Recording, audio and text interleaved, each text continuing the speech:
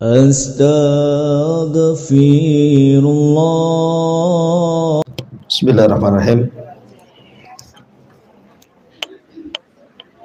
Assalamualaikum warahmatullahi wabarakatuh.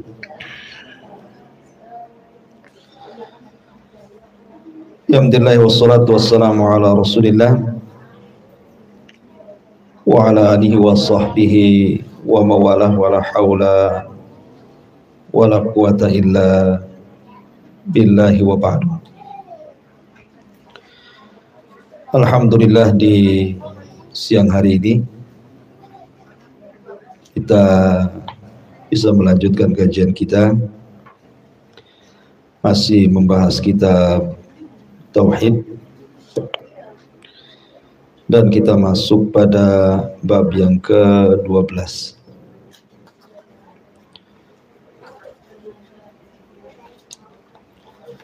Bab tentang nazar.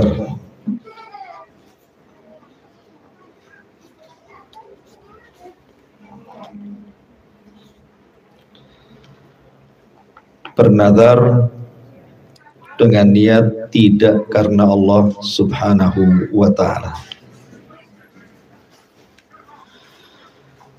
Ma'asyiral muslimat, ibu-ibu yang dirahmati Allah Subhanahu wa ta'ala,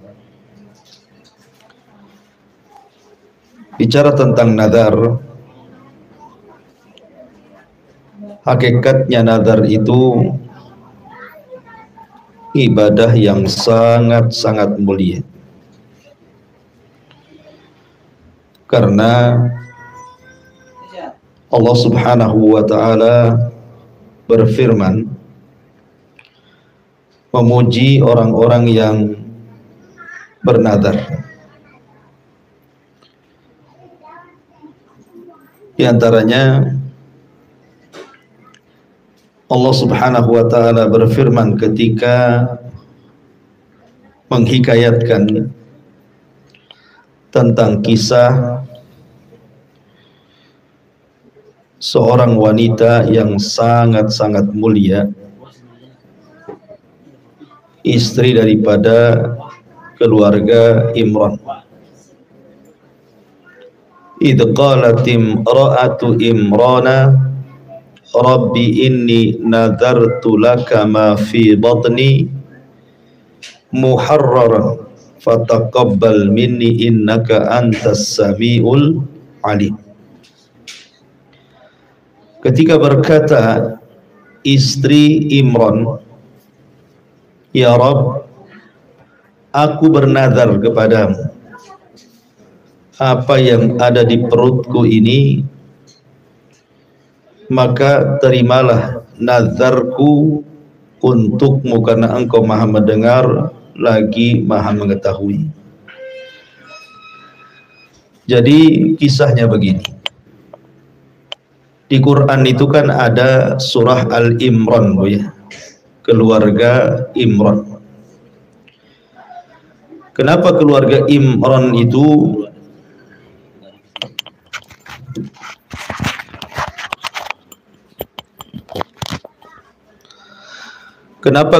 Imran itu diletakkan di dalam Al-Quran? Karena keluarga Imran itu adalah pemelihara Masjidil Aqsa, dan Imran sendiri adalah imam di masjid itu. Masalahnya istrinya itu tidak punya anak. Lah suatu ketika berjalan-jalanlah istrinya Imran ini ke sebuah tempat, kemudian melihat ada seekor burung yang sedang memberi makan anak-anaknya. Kemudian dia pun bernazar karena melihat burung yang sedang merawat anak-anaknya, dia kepengen punya anak. Apalagi memang suaminya adalah pemimpin Masjidil Aqsa. Tentu seorang ibu ingin punya anak meneruskan suaminya.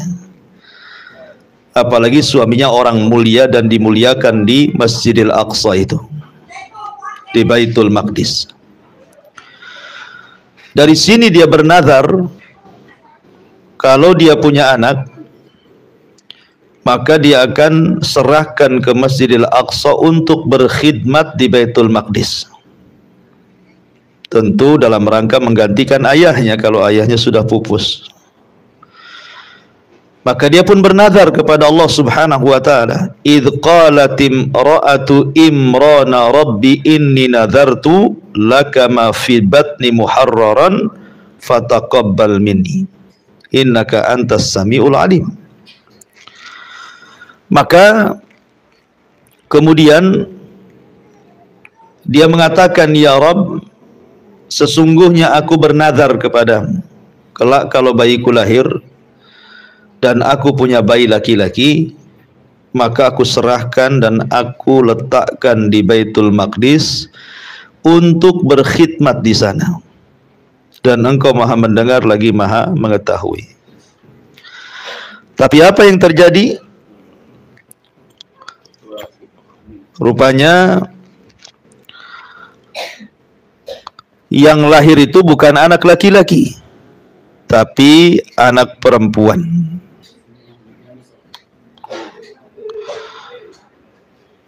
Kemudian Allah Subhanahu wa taala mentakdirkan istri Imran ini mengandung anak perempuan. Inginnya anak laki-laki, dikasih anak perempuan. Dan diberi nama Maryam. Akhirnya kemudian sesudah lahir, karena memang nazarnya itu mau diletakkan, dikhidmatkan di Baitul Maqdis, Allah takdirkan Imran meninggal. Maka karena sudah bernazar, walaupun anak perempuan, maka tetap dia diletakkan di Baitul Maqdis, disediakan satu mihrab, kemudian dikafil, dirawat oleh pamannya Nabiullah Zakaria alaihi salam. Dari sini menunjukkan bahwa nazar itu juga oleh orang-orang soleh di zaman dulu sebelum Islam dilakukan. Maka dalam Islam juga sangat dianjurkan. Makanya Allah Subhanahu wa taala juga berfirman dalam surah Al-Insan.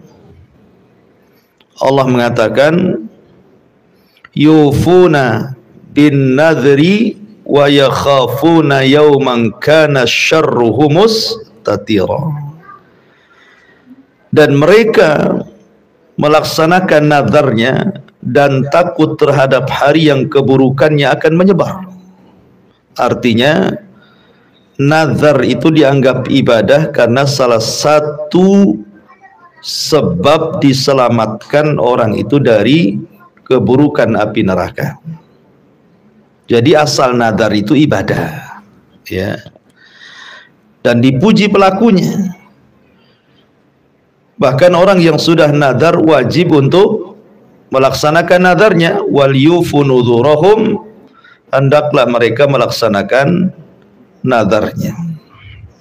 Dari sini mengetahui bahwa nazar itu adalah ibadah, tidak boleh diberikan kecuali kepada Allah Subhanahu wa taala. Di sini muallif rahimahullahu taala beliau mengatakan bernazar dengan niat tidak karena Allah merupakan perbuatan syirik. Kenapa? Karena tadi saya sudah singgung, nazar itu adalah ibadah. Sebelum saya masuk kepada pembahasan, saya ingin menjelaskan ya kepada ibu-ibu tentang macam-macam nazar. Nazar itu dibagi dua, Bu, ya. Ada nazar yang tidak perlu dilakukan walaupun dia sudah nazar. Kalau dia nazar kemudian terlanjur bernazar, maka Yang pertama, tidak ada kewajiban untuk melaksanakan nadarnya, tetapi dia diberikan pilihan, boleh melakukan, boleh dia itu membayar kafarah sumpah, atau tidak melakukan nadarnya. Kemudian yang kedua, ada nazar itu wajib dilakukan. Wajib dilakukan. Kalau tidak, berdosa dia. Yang pertama, nazar yang tidak wajib dilakukan, sudah terlampau atau terlanjur nazar, tetapi dipilih, boleh tidak dilakukan, boleh bayar kafarah. Dan kafarah nazar itu kafarah sumpah. Yang pertama, nadharu al-ghadab, atau disebut lijaj namanya. Jadi karena ibu marah gitu ya, entah karena apa, marah-marah gitu ya, tiba-tiba kemudian terucap nazar.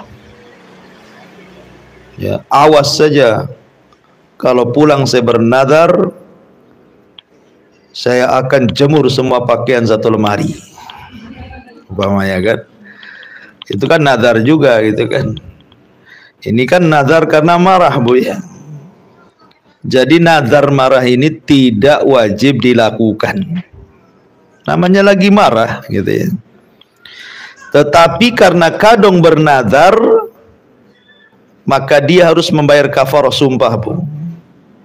Kafarah sumpah itu berpuasa 3 hari atau memberi pakaian atau makanan kepada 10 fakir miskin. Karena dia sudah bernazar, awas dia kalau balik, demi Allah aku akan jemur 1 lemari pakaian. Jadi itu karena marah. Tidak perlu dilakukan, Bu. Mau jemur 1 lemari, nggak ada jemurannya. Kemudian yang kedua, nazar yang tidak bayar kafarah adalah nazar yang sifatnya mubah. Demi Allah, besok saya ke pasar, saya bernazar besok saya ke pasar. Ngapain ke pasar nazar kan itu? Tapi kan hukum ke pasar hukumnya mubah-mubah saja, nggak ada masalah.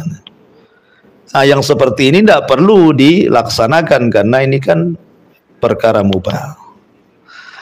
Atau nazar mubham, tidak jelas yang dinazari. Demi Allah saya bernazar, titik sampai di sini. Apa yang dinazarinya? Nggak jelas gitu kan. Maka kalau mutlak mubham begini, tidak jelas yang dinazarinya, maka tidak wajib bayar kafarah. Atau nazar makruh. Nazar makruh, sesuatu yang sifatnya makruh dia dinazari, maka tidak wajib bayar kafarah. Atau nazar yang sifatnya mustahil dilakukan. Demi Allah saya bernazar, kemarin saya akan puasa. Oh, kemarin ya sudah lewat lah harinya. Masa bernazar kemarin gitu ya. Demi Allah saya akan puasa tapi lusa, kemarin lusa. Masa waktu mundur? Kan mustahil itu. Ya. Atau bernazar dengan sesuatu yang haram. Dengan sesuatu yang haram. Demi Allah saya bernazar akan mencuri. Nah, kan itu haram, tidak boleh mencuri. Maka ini namanya nazar-nazar yang tidak wajib dilakukan, tetapi diberikan pilihan antara tidak melakukan dengan membayar kafarah sumpah.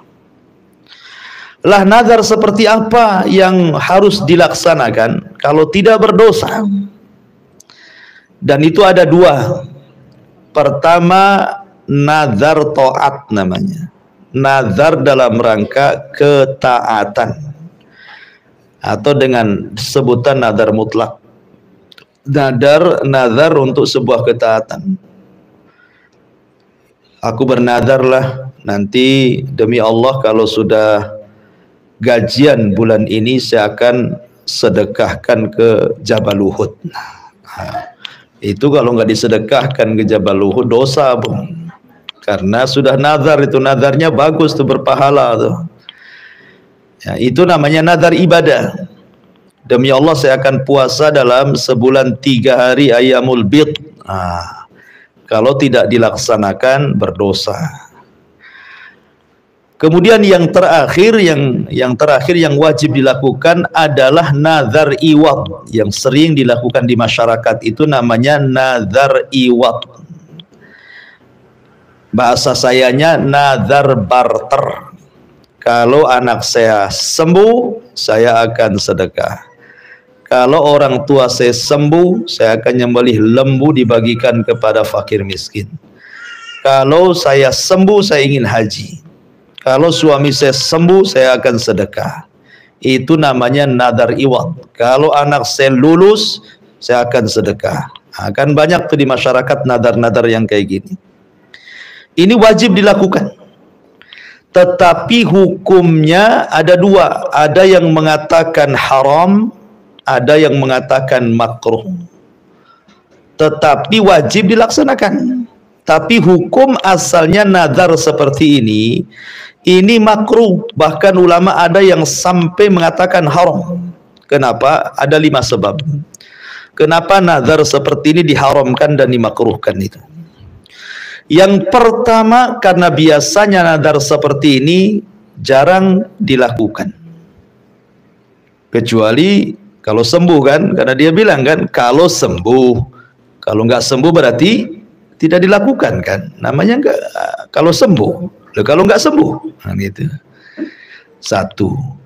Yang kedua, biasanya nyesel tuh nanti. Biasanya nyesel orang nadar kayak gini tuh. Sudah sembuh, sayang duitnya. Gitu kan ibu ya. Kalau suami saya sembuh, saya akan sembelih lembu. Sembuh pula suaminya, mikir nih uang itu kan. Aduh sayang pula lah beli lembu ini. Nah, nyesel dia. Ya kan? Nah, ini yang kedua. Yang ketiga, nadar seperti ini biasanya memberatkan. Ya, berat rasanya mau nadar ini. Kenapa? Karena nadar seperti ini tidak keluar kecuali dari orang bakhil. Ya, orang bakhil yang suka nadar-nadar kayak gini, Bu. Ya, dia berat dia mau sedekah itu kalau ada sesuatu. Ya. Kalau sembuh baru sedekah. Kalau nggak sedekah, kalau nggak sembuh nggak sedekah, bakhil berarti. Ya kan, berat gitu nadar seperti ini. Kemudian yang keempat, orang ini su'ul adab, buruk akhlaknya bersama Allah. Masa Allah dibuat barter-barteran? Ya. Kalau Allah ngasih, saya kasih. Kalau Allah tidak kasih, saya tidak kasih. Kan kurang ajar, Bu, kan? Kalau Allah kasih sembuh, saya kasih Allah sedekah. Nah, itu kan sama saja kurang ajar ya, Bu. Masa Allah kayak dibuat main-main gitu ya? Itu tidak boleh itu. Itu su'ul adab namanya. Buruk itu, buruk adabnya kepada Allah. Masa barter-barteran sama Allah saja tidak pernah barter-barteran dengan kita. Allah kalau ngasih rizki itu, Allah tidak mau kita ini mengembalikan rizkinya. Allah hanya minta kita bersyukur saja. Oh, kita pula gitu mau barter-barteran dengan Allah. Kalau Allah sembuhkan penyakit saya akan kasih sedekah, gitu kan? Maka ini namanya su'ul adab. Ya. Kemudian yang terakhir dikarenakan karena dia menentang syariat Quran, bahwa Islam ini agama mudah, jangan dipersulit. Ini nazar mempersulit diri namanya. Makanya Allah mengatakan inna dina indallahi, Rasul mengatakan inna dina indallahi yusrun, agama Allah itu mudah.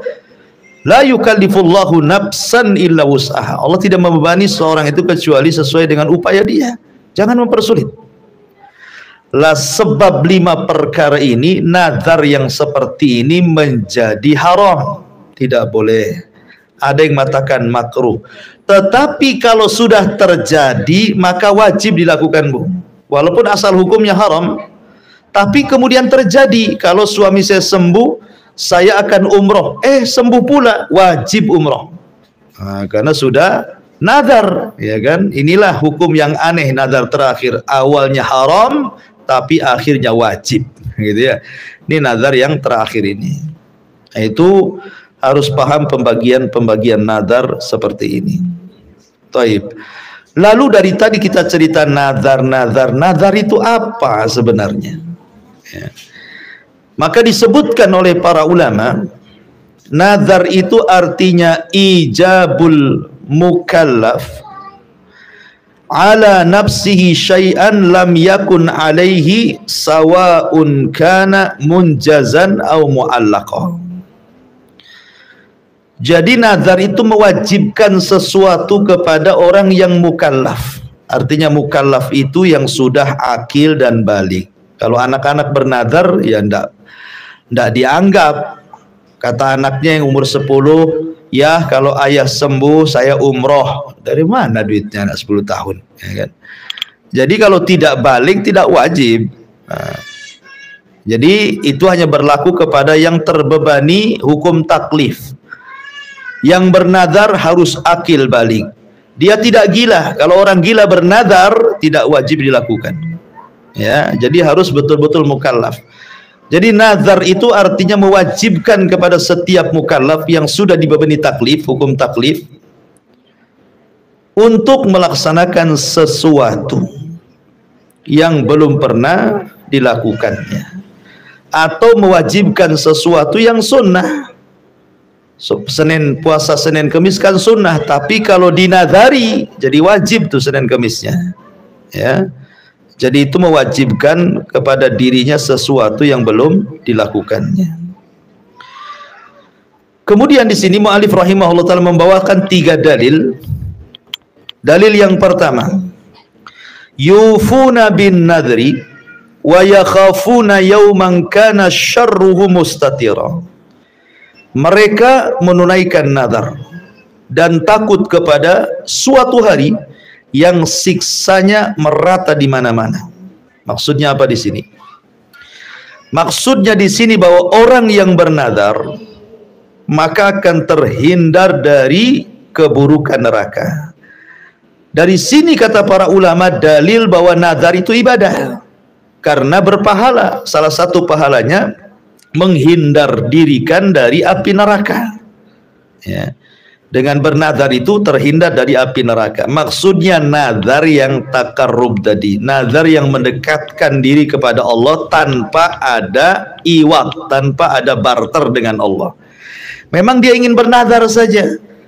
Ya, saya ingin bernazar ya. Kata ayahnya, iya. Mau nazar apa kau? Orang Medan rupanya. Kemudian dia mengatakan, saya bernazarlah nanti kalau besok celengan kita bongkar, gitu kan, saya ingin memberi makan 10 anak yatim. Nah, itu kan nggak ada barter-barteran tuh kan, ya. Celengannya rupanya ketika dibuka nggak ada isinya pula, ya kan. Berarti tetap harus dilaksanakan, ya, harus diisi tuh celengannya tuh. Karena dia sudah nazar masalahnya. Kalau tidak berdosa bu, karena ibu sudah nazar. Berarti harus cepat bongkar celengan, kasih amplop 10 fakir miskin dari kalangan anak yatim tadi. Lah ini namanya ibadah. Lah nazar yang seperti ini yang dipuji nih. Dia nggak ada embel-embel yang lain, dia nazar gitu saja ingin ibadah, ya. Sedekah kan sunnah hukumnya, jadi wajib karena nazar. Berarti ibu itu sebenarnya dapat pahala wajib jadinya. Yang tadinya sedekah itu sunnah karena dibuat nazar, jadi ibu dapat pahala wajib.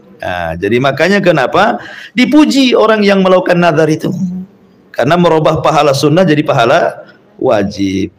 Ya, tapi harus dilaksanakan kalau sudah nazar. Kalau enggak berdosa, dapat dosa nantinya. Itulah mewajibkan sesuatu yang sunnah, nazar itu. Kemudian Allah mengatakan dalam surah Al-Baqarah, tadi surah Al-Insan ayat 7, sekarang surah Al-Baqarah 270. Wa ma anfaqtum min nafaqatin aw nadhartum min nadharin fa innallaha ya'lamuhu. Apa saja yang kalian nafkahkan atau yang kalian nazarkan, maka sesungguhnya Allah Maha mengetahuinya. Artinya Allah Subhanahu wa taala pasti akan membalasnya. Arti Allah mengetahui itu Allah pasti membalasnya. Jangan ragu-ragu bernazar. Tapi sekali lagi nazar ibadah, nazar yang mutlak, bukan karena mu'allaq gitu ya, bukan karena tergadai dengan sesuatu. Jadi ini yang banyak di masyarakat, bu, jangan nazar seperti itu, ya. Kalau ingin sedekah, sedekah saja, jangan nazar. Umpamanya suaminya sakit, Jangan nunggu suami sembuh baru sedekah. Sedekah biar suami sembuh, gitu maksudnya. Karena sedekah itu pengobatan. Rasul mengatakan tadawau mardokum bis sadaqah.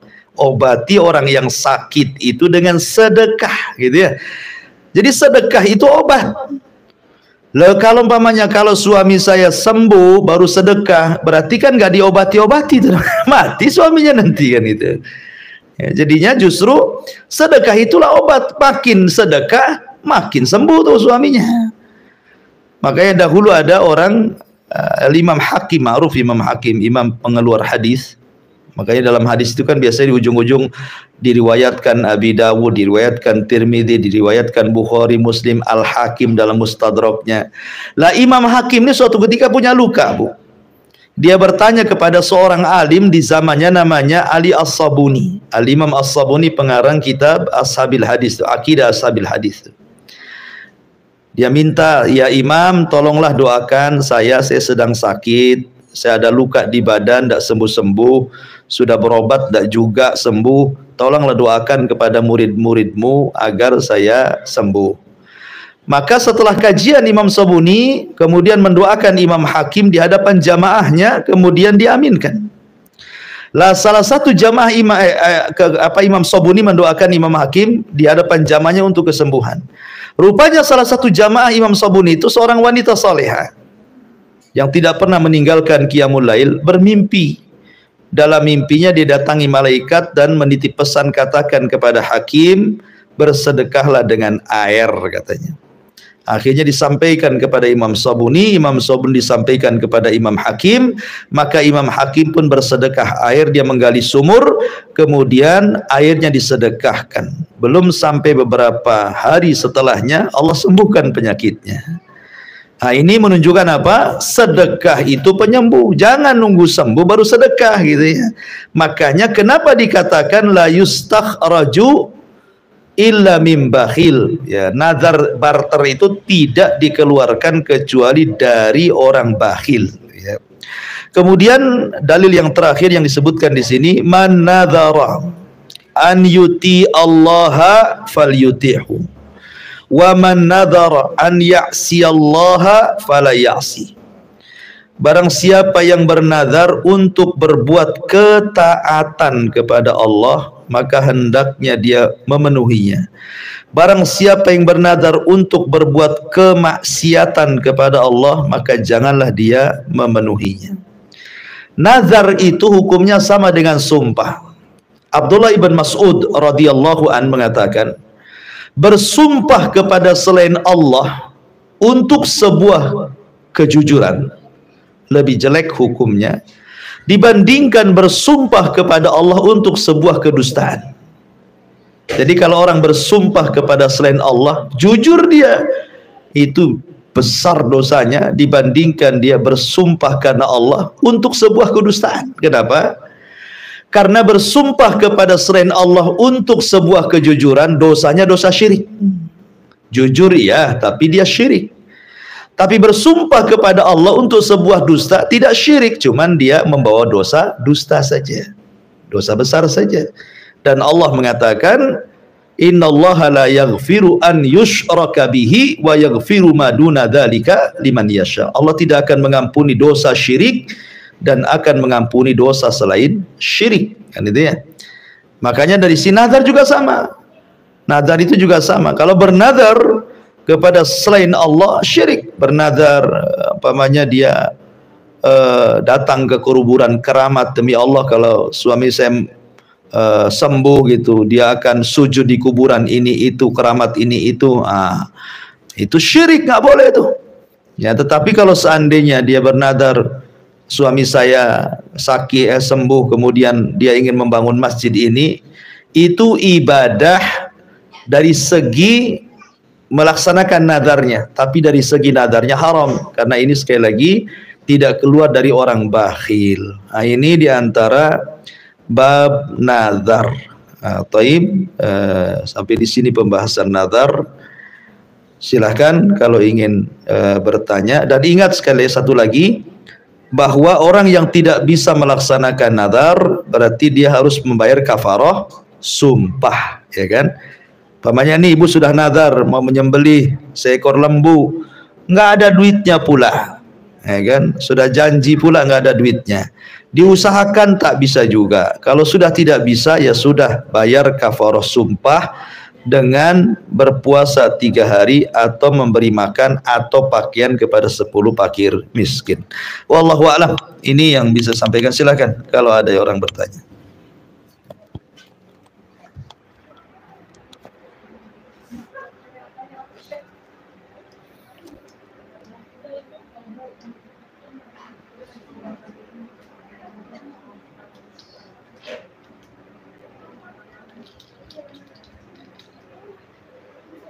Bismillah. Ustaz, Ana mau tanya, ini kan nazar ada 2 tadi, yang satu tidak perlu dilakukan, yang kedua adalah jadi wajib. Misalnya yang wajib ini kita mau puasa yang mulbid, jadi kita dalam hati kita tuh mengucapkan insya Allah mau nazar puasa, itu gimana ya Ustaz? Nazar pakai insya Allah. Ya maksudnya kan manusia tidak lupa gitu ya Ustaz. Bangun nanti kesiangan, memang udah malamnya dia udah niat gitu insya Allah mau bangun sahur untuk puasa yang mulbid. Gimana tuh Ustaz? Maksudnya pas mau nazar lewat pula waktunya gitu. Iya. Makanya bangun. Toib. Sekarang kalau seandainya seseorang pada hari yang ditentukan tidak bisa melaksanakan nadarnya, maka dia tetap harus melaksanakan nadarnya. Dengan cara apa? Bayar kafarah. Kafarah sumpah tadi. Contoh nih, ada kasus di zaman Nabi. Ya, kasusnya begini. Kasus ini terdapat dalam Sahih Bukhari. Jadi kata Ziyad ibn Zubair, dia suatu ketika bersama Ibnu Umar. Datang laki-laki bertanya, "Aku bernazar untuk puasa setiap hari Selasa atau hari Rabu selama aku hidup." Jadi nadarnya begitu, Bu. Aku bernadar setiap hari Selasa dan Rabu aku puasa selama aku hidup. Oh, nadarnya lihat, selama aku hidup berarti kan terus-terusan tuh. Ya. Rupanya ketika hari Selasa itu bertepatan dengan Yaumul Idul Adha. Idul Adha itu kan tidak boleh puasa, Bu. Namanya hari Id itu kan dilarang puasa, harus makan Idul Adha itu ya. Hari tasyrik pun tidak boleh puasa. Hari Selasanya bertepatan dengan hari Yaumun Nahri, hari penyembelihan, hari Id. Bagaimana ini? Sementara dia sudah bernadar. Maka dia mengatakan, amarallah biwafa'in nadri wa nuhina an nasuma yauman nahri. Maka Ibnu Umar mengatakan Allah memerintahkan kita untuk melaksanakan nadar, tetapi dia pun melarang kita untuk puasa hari Idul Adha. Maka beliau mengulang 3 kali. Maknanya kata para ulama, setiap nadar yang kemudian berlawanan dengan nas, maka tetap melaksanakan nadarnya dengan cara bayar kafarah sumpah. Ya, jadi Ibnu Umar disuruh bayar kafarah sumpah orang itu. Karena ketika hari Selasanya itu kok bertepatan pula dengan hari Idul Adha, ya kan? Makanya dia harus bayar kafarah sumpah. Lah kasus tadi gitu kan, udah nadar hari ini 3 hari dalam sebulan Ayyamul Bid. Maka ibu kalau Ayyamul Bid itu kan tidak mesti harus tanggalnya 13, 14, 15, Bu. Ya. Kalau memang pas tanggal 13-nya kemudian bablas, nggak sahur, ya upayakan puasa dulu. Kalau tidak sanggup berarti batalkan, ganti hari yang lain, menggenapkan 3 harinya. Karena Ayyamul Bid itu kan tidak mesti tanggal 13, 14, 15, itu sunnahnya. Tapi kalau ibu ada halangan haid kan bisa dialihkan ke tanggal berapanya. Yang penting dalam 1 bulan itu 3 hari berpuasa. Nah, seperti itu ya. Tetapi ingat bahwa nadar juga kan harus sifatnya itu betul-betul yang ada ketaatan kepada Allah Subhanahu wa taala. Karena di zaman Rasul itu begini. Ada seorang Arab Badui di zaman Rasul, Bu, Arab Badui, ya. Dia sedang berjemur di tengah-tengah terik matahari. Tahulah di Arab itu kan padang pasir, panas matahari kan. Dia berjemur di situ, lama berjemur sampai kepanasan. Jadi Rasul lewat, "Masya Allah, kayak apa kamu berdiri-diri di sini?" Sampai berkeringat itu kepanasan. Dia mengatakan, "Nadartu ya Rasulullah alla azala fi syamsi hatta tafru." Saya sudah bernadar Rasul, saya akan berjemur sampai matahari tenggelam katanya. Maka Rasul mengatakan, "Laisa hada nadran." Ini bukan nadar yang seperti ini. Innama nadru ma ubtugiya biha ama ubtugiya bihi wajhullah. Nadar itu sesuatu yang dicari wajah Allah. Jadi memang isi nadar itu harus taat. Wallahu a'lam.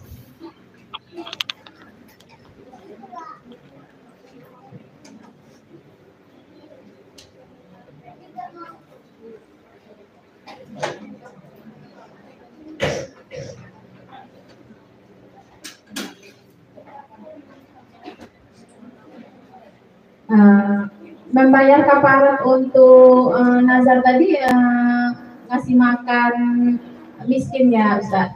Terus berapa orang Ustaz? 10 memberi makan fakir miskin atau pakaian. Pakaian yang layak. Jangan pakaian gombal pula ibu kasih. Bekas-bekas yang nggak muat, yang jelek-jelek gitu kan. Bukan, pakaian yang ibu pakai itulah kasih, ya kan? Jadi 10 fakir miskin membeli makan atau membeli pakaian, ya. Kalau 10 kan ya 10 enggak banyak lah. Belikan nasi padang ya 10 bungkus, tapi jangan pakai kuah saja, Bu. Ada lauknya. Nah, kasih fakir miskin, selesai urusan tuh.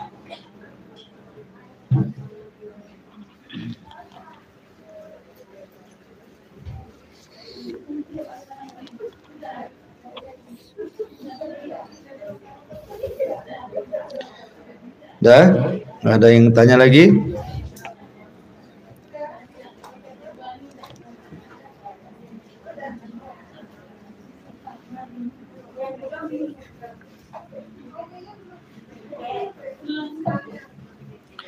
Oke, kalau nggak ada kita tutup. Subhanakallah bihamdika asyhadu an la ilaha illa anta astaghfiruka wa atubu ilaik. Allahu ta'ala alam. Assalamualaikum warahmatullahi wabarakatuh.